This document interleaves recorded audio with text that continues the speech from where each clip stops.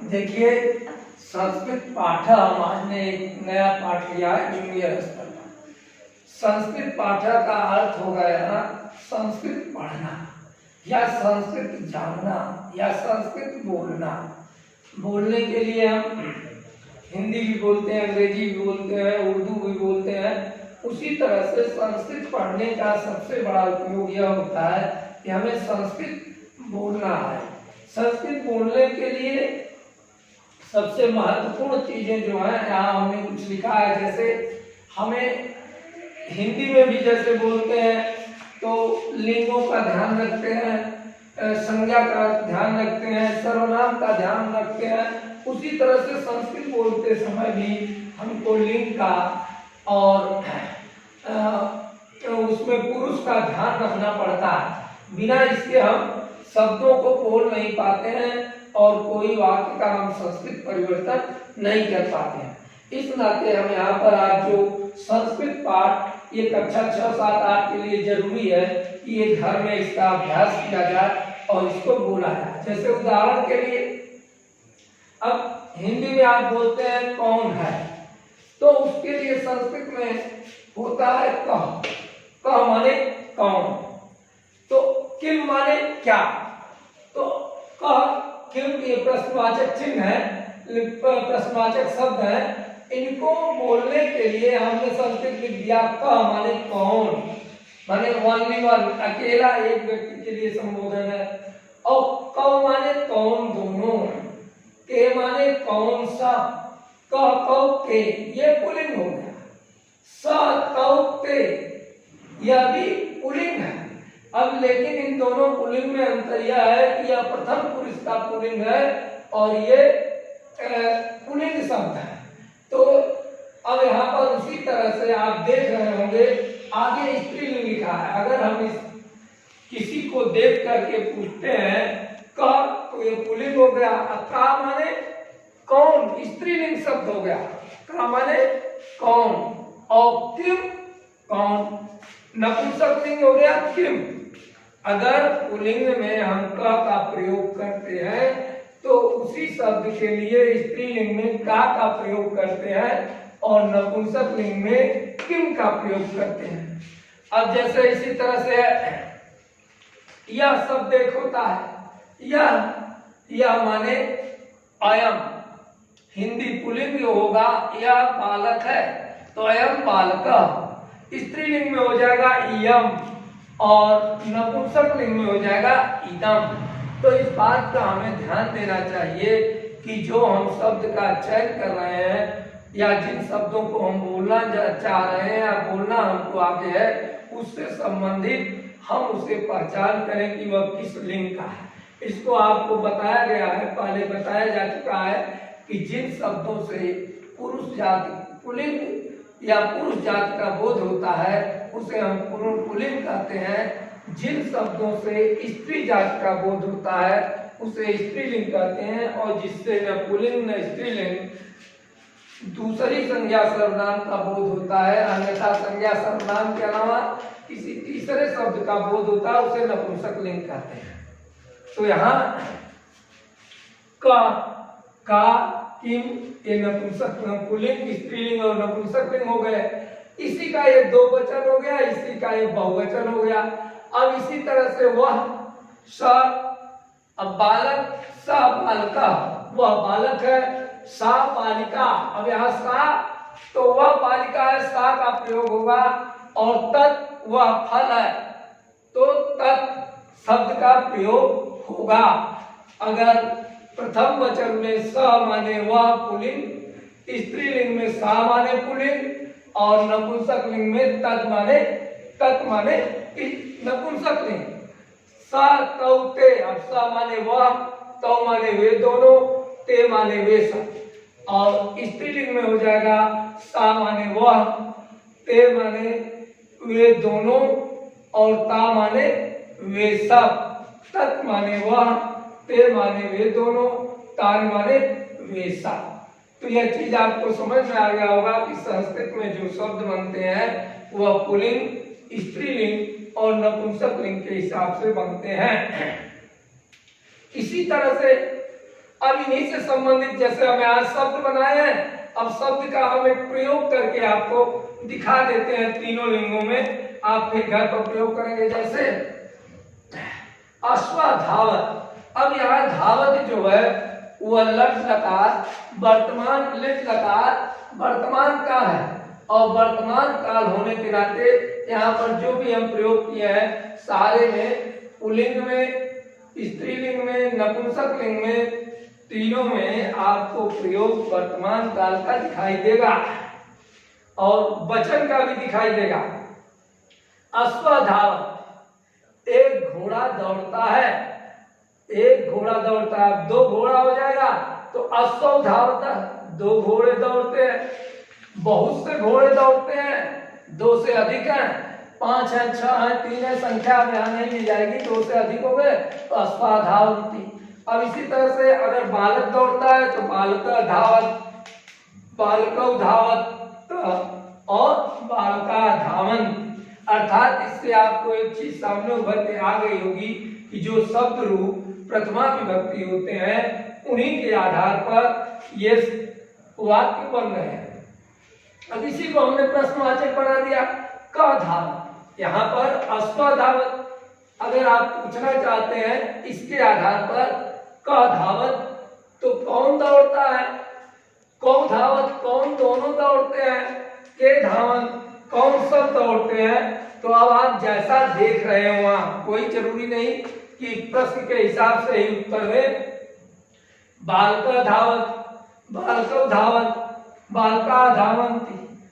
इसी तरह से अगर हो गया तो रामा श्यामा मोहन जैसा आप देख रहे हैं उसी के अनुसार से एक वचन, दो वचन और बहुवचन रूप को रख करके आप उत्तर देते हैं। यही इसका तरीका है। अब उसी तरह से एक उदाहरण और हम दे रहे हैं, खादत खाना। अब नर खादत, नरव खादत, बालका खेलन। अब इसमें नर खादत एक पुरुष खाता है, नरव खादत दो पुरुष खाते हैं, बालका खेलन बहुत से बालक खेलते हैं। खादत वह खाता है, तौ गच्छता वे दोनों जाते हैं, यहाँ से तौ आ गया, और ते खेलन वे सब खेलते हैं। इस तरह से एक वचन, दो वचन और बहुवचन का इसमें प्रयोग करके इसे हम प्रयोग करते हैं। इसी तरह से ये पुल्लिंग का रहा एक चार्ट, आप देख रहे हैं ये पुल्लिंग का चार्ट है। पुल्लिंग शब्दों का यह प्रयोग करके एक वचन, दो वचन और बहुवचन। अब इसी तरह से स्त्रीलिंग का, अब पढ़ना, पठत। अब देख रहे हैं एक वचन में बालिका पठत। अब रूप आपको बालिका का याद होगा, रमा का याद होगा, लता का याद होगा, तो ये इकारान आकारान स्त्रीलिंग शब्द है। बालिका पठत, बालिका, बालिके, बालिका, बालिका, बालिके, बालिका, यह रूप है। एक बालिका पढ़ती है, बालिके पठत माने दो लड़कियां पढ़ती हैं, बालिका पठत माने बहुत सी लड़कियां पढ़ती हैं। अब उसी तरह से प्रश्न हो गया का पठत। अब का यह देख रहे हैं कि स्त्रीलिंग में है, का माने कौन, पुल्लिंग में नहीं, पुल्लिंग में होता तो का पठत। अब स्त्रीलिंग हो गया तो का पठत कौन पढ़ती है, तो यह के पठता। यह प्रश्न हो गया का के कान, तो यह का के और का पठंती कौन। एक वचन में क्या हो जाएगा कौन पढ़ता है, दो वचन में कौन दोनों पढ़ते हैं, का पठंती माने कौन सब पढ़ते हैं। सा जलम पीबत वह जल पीती है, ते नमता वे दोनों नमस्कार करती हैं। ता उड़े कौन उड़ती है, ते सब उड़े वे सब उड़े चिड़िया उड़ती हैं। तो इस तरह से स्त्रीलिंग के शब्द है बालिका, सा, ये स्त्रीलिंग के शब्द है बालिका, सा, अजा, ये स्त्रीलिंग में आते हैं। तो इनका प्रयोग हम इनके आधार पर करते हैं। आप इनको देखेंगे और इस तरह से आप जैसे चटका उड़े, चटका माने होता है पक्षी गौरैया, तो इस तरह से ये है। उसी तरह से नपुंसक लिंग है, फल क्या है, नपुंसक लिंग है। फलम पतत, एक फल गिरता है, फले पतत, दो फल गिरते हैं, फलान पतंत, बहुत से फल गिरते हैं। अब किम पतत, अब किम हो गया नपुंसक लिंग में, आप देख रहे हैं किम के काल, किम पतत, कौन गिरता है, ए पतत, कौन दो गिरते हैं, कान पतंत, कौन सब गिरते हैं। तो इस तरह से यह नपुंसक लिंग का प्रयोग है। अब एक बात यहाँ आपको ध्यान देना चाहिए, इसमें दो शब्दों का प्रयोग किया गया है। धातु शब्द, धात माने क्रिया का, और शब्द रूप का। हमेशा धातु शब्द रूप के अनुसार प्रयोग होता है। शब्द रूप में यह हमें ध्यान देना होता है। आप अपनी किताब को खोलेंगे, कक्षा 6 में, 7 में, 8 में, 9 में, 10 में, सभी में दो तरह के रूप दिए गए हैं, एक शब्द रूप, एक धातु। शब्द रूप को एक दिन हमने पढ़ाया था, धातु रूप को भी उसी दिन बताया था। आज फिर से एक बार दोहरा दे रहे हैं। धातु रूप के ऊपर लिखा रहता है इसी तरह से एक वचन, द्विवचन और बहुवचन। इधर लिखा रहता है प्रथम पुरुष, मध्यम पुरुष और उत्तम पुरुष। अब जैसे ये प्रकार वर्तमान काल का रूप चल रहा है, तो इसके रूप में 9 शब्द आएंगे। किसी भी धातु का, किसी भी क्रिया का, धातु माने क्रिया का। अब जैसे पठति, पठत, पठन्ति, पठसि, पठतः, पठति, पठामि, पठाओ, पठन। अब पठति शब्द जो है, ये पठति शब्द जो है, इसका प्रयोग एक वचन प्रथम पुरुष में होगा। पठति, पठत, पठन्ति, ये दो वचन बहुवचन। पठस शब्द आ गया, अगर पठस आ गया तो इसका मध्यम पुरुष, ये एक वचन होगा। और पठामी आ गया, पठामी आ गया तो इसका प्रयोग उत्तम पुरुष एक वचन में होगा। पठ, अब पठन के बाद पठत, पठन, इनका द्विवचन, इसका द्विवचन, इसका द्विवचन, अर्थात ये प्रथम पुरुष, मध्यम पुरुष, उत्तम पुरुष के हिसाब से क्रिया का प्रयोग करते हैं। वो हम सब देख लेते हैं कि वो प्रथम पुरुष में है कि मध्यम पुरुष में है कि उत्तम पुरुष में है। प्रथम पुरुष में हमेशा स वह आता है, मध्यम पुरुष में हमेशा तुम, तुम्हारा आता है, और उत्तम पुरुष में हम, मैं, उत्तम आता है। इनके साथ हम संस्कृत के शब्दों का प्रयोग करते हैं। संस्कृत शब्द में एक चीज और ध्यान देना है, जैसे किसी का संस्कृत बनाना है आपको शब्दों का, तो उसे देखते रहिए। अब जैसे जल है, अब जल है तो जल का आपने जल बना दिया, एक वचन हो गया। जलम लिख दिया तो ये दो वचन हो गया। या इसको ऐसे भी लिखते हैं, ऐसे भी लिखते हैं, तो जलम लिख दिया तो जल हो गया। एक जला, जल ने, जलम जल को, चले जल से। तो इस तरह से इसकी संस्कृत जो कारक आपको बताया गया है, उसके कारक के आधार पर आप संस्कृत का निर्माण कर सकते हैं। आपको इसमें सबसे बड़ी ध्यान देने की बात है कि शब्द जो होते हैं संस्कृत के, वो अकारांत, आकारांत, इकारांत, उकारांत होते हैं। अब आप कहेंगे अकारांत क्या है? जैसे बालक शब्द है, बालक है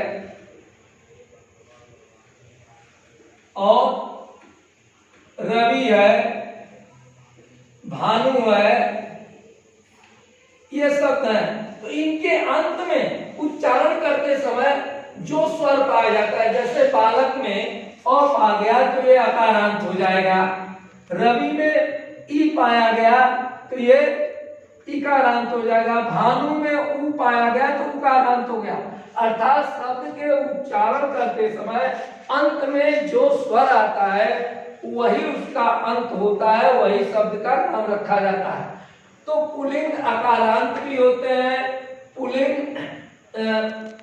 और अकारांत भी होते हैं, स्त्रीलिंग भी होते हैं, नपुंसक लिंग भी होते हैं। जैसे पुस्तक, अब ये पुस्तक शब्द है, पुस्तक में क में आ गया, लेकिन अकारांत ये नपुंसक लिंग है। तो इसकी पहचान हमने पहले बताया है। इसके आधार पर हम रूप ज्यादा से ज्यादा याद करें। जब हमें रूप याद हो जाएगा और लकार याद हो जाएंगे तो हमें ये शब्द बनाने का अभ्यास हो जाएगा, जिसके कारण हम वाक्य को आसानी से लिख सकते हैं, बोल सकते हैं।